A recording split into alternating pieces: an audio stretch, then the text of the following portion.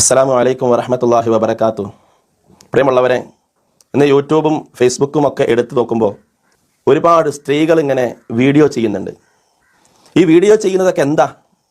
തൻ്റെ കുടുംബകാര്യങ്ങൾ പറഞ്ഞുകൊണ്ട്, അത് മോശമുള്ളതും നല്ലതും ഒക്കെ ആ വ്ളോഗിൽ അവർ ചെയ്തുകൊണ്ടിരിക്കുക, ആ വ്ളോഗിൽ അവർ പറഞ്ഞുകൊണ്ടിരിക്കുകയാണ്, കാട്ടിക്കൊണ്ടിരിക്കുകയാണ്. എന്ത്? ഭർത്താവ് മരിച്ച സ്ത്രീകൾ പോലും ഇദ്ദയുടെ ഒരു സമയമുണ്ട്. ആ സമയം പോലും മറയിലിരിക്കേണ്ട അവർ യൂട്യൂബ് ചാനൽ ഉണ്ടാക്കിക്കൊണ്ട് യൂട്യൂബിലൂടെ പ്രത്യക്ഷപ്പെട്ടുകൊണ്ട് ആദ്യമൊക്കെ ഒരുപാട് അവരുടെ ഇല്ലായ്മയും വല്ലായ്മയും ഒക്കെ പറഞ്ഞുകൊണ്ടും ദുഃഖങ്ങളും പ്രയാസങ്ങളും അവരുടെ എല്ലാം അവർ യൂട്യൂബിലൂടെ വിശദീകരിച്ചുകൊണ്ട് ജനങ്ങളെ അറിയിച്ചു കൊണ്ട് വന്നപ്പോൾ യൂട്യൂബിൽ റീച്ച് കൂടി ആളുകൾ അതിലേക്ക് കയറാൻ തുടങ്ങി.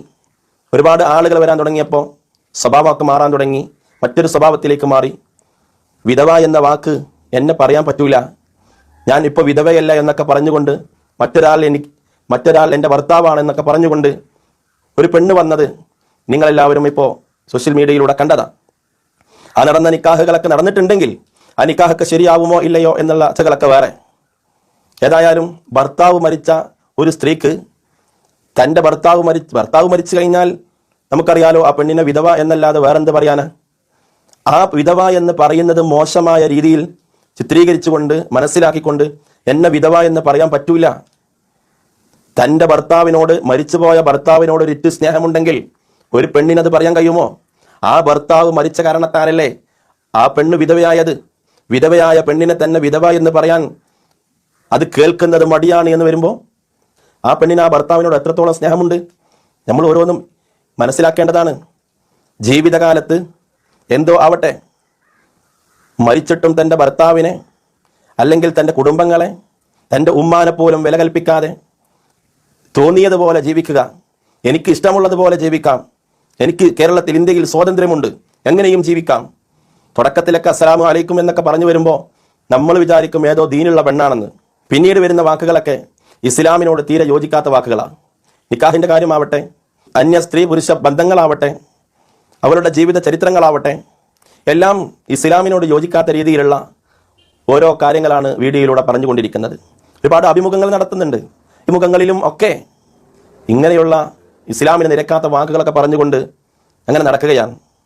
എനിക്ക് പറയാനുള്ളത്, ഇങ്ങനെയുള്ള മുസ്ലിം സ്ത്രീകളോടാണ് എനിക്ക് പറയാനുള്ളത്, നിങ്ങൾ പരസ്യമായി ഇങ്ങനെ വീഡിയോകൾക്ക് മുമ്പിൽ സോഷ്യൽ മീഡിയയിലൂടെ വരരുത്. അത് തെറ്റാണ്. ഇസ്ലാമിൽ അത് നിരോധിച്ചതാണ്. ഇസ്ലാമിൻ്റെ കാര്യങ്ങൾ പറയുന്നതിൽ യാതൊരു മടിയുമില്ല. അതിന് നിങ്ങൾ എന്ത് ബാഡ് കമൻ്റ് ഇട്ടാലും എനിക്ക് പ്രശ്നമില്ല. സോഷ്യൽ മീഡിയയ്ക്ക് മുമ്പിൽ വന്നുകൊണ്ട് തൻ്റെ കുടുംബ പശ്ചാത്തലങ്ങൾ മുഴുവനും വിശദീകരിക്കുക, മൊബൈൽ നമ്പർ വരെ അതിൽ ആഡ് ചെയ്യുക, എന്നിട്ട് വിളിക്കുക, പരസ്പരം വിളിക്കാനുള്ള സൗകര്യങ്ങൾ ചെയ്തു കൊടുക്കുക. ഇങ്ങനെയൊക്കെ ചെയ്യുന്ന ഈ സമ്പ്രദായം അത് ശരിയല്ല, അത് തെറ്റാണ്. മുസ്ലിം സ്ത്രീകളോടാണ് ഞാൻ ഈ പറയുന്നത്. തെറ്റാണ്, വളരെ മോശമാണ്, ഇസ്ലാം നിരോധിച്ചതാണ്. ഇത്തരം കാര്യങ്ങളിൽ നിന്ന് നമ്മൾ പിന്മാറേണ്ടതുണ്ട്.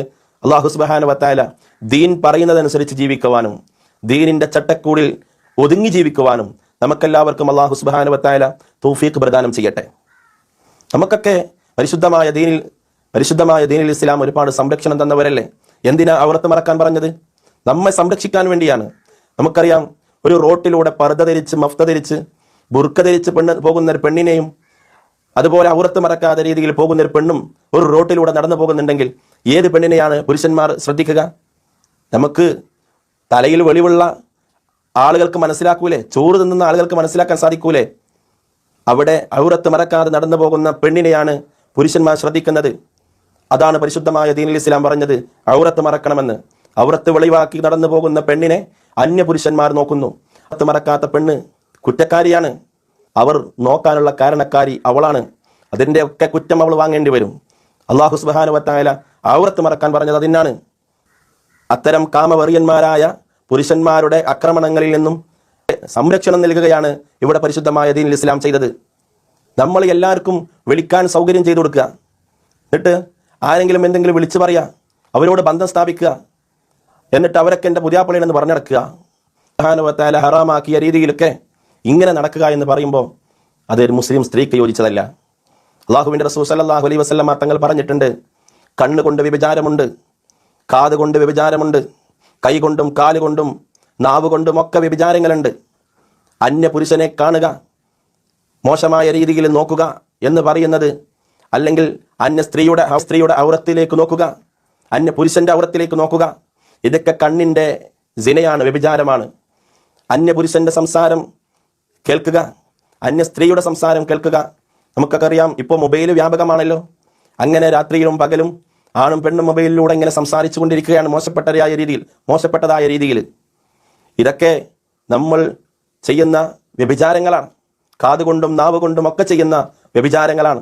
മൊബൈലിലൂടെ നമ്മൾ മോശമായ രീതിയിൽ ഒരു പെണ്ണിന് ഒരു കമൻ്റ് ഇട്ടാൽ അത് നമ്മൾ നമ്മുടെ വിരൽ കൊണ്ട് മൊബൈലിലൂടെ എഴുതിയിടുന്നതാണ്. അത് നമ്മൾ കൈ കൊണ്ട് ചെയ്യുന്ന വ്യഭിചാരമാണ്. തെറ്റായ രീതിയിലേക്ക് നടന്നു പോവുക എന്ന് പറയുന്നത് കാലുകൊണ്ട് ചെയ്യുന്ന വ്യഭിചാരമാണ്.